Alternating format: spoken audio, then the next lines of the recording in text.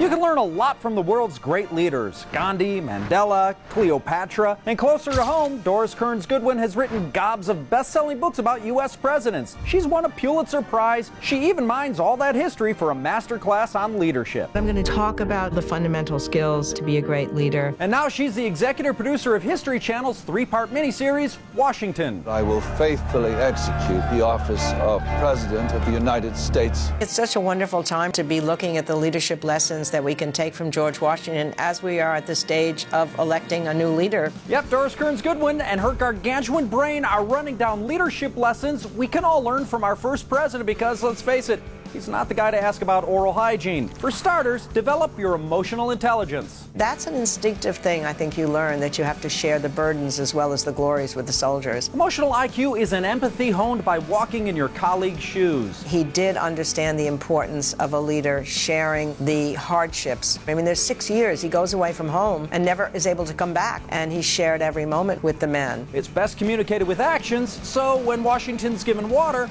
Get them water. he tosses the canteen to the line before taking any for himself. And that is an emotionally intelligent thing to do. And that one scene exemplifies that so incredibly well.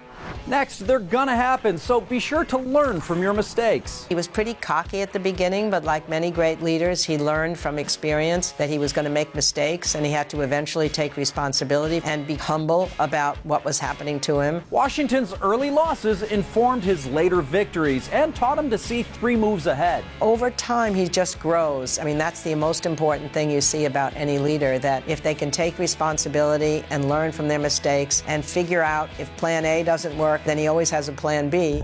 Our final leadership lesson from George Washington: say no to yes men and women. He had strong-minded people put around him, which is an essential quality of a leader. Hey, you don't know where your blind spots are, so lead diverse teams that feel confident about speaking up. He built a team when he was in the Revolution and then in the presidency of people who could question his assumptions and challenge him. We think of George Washington as a face on Mount Rushmore now, but he wasn't always a legend. He wasn't born a leader. He took a journey to greatness, and that means we understand the warts and all, we see the mistakes, and then he can be absolutely relevant to us. Brushing up on leadership with lessons from George Washington.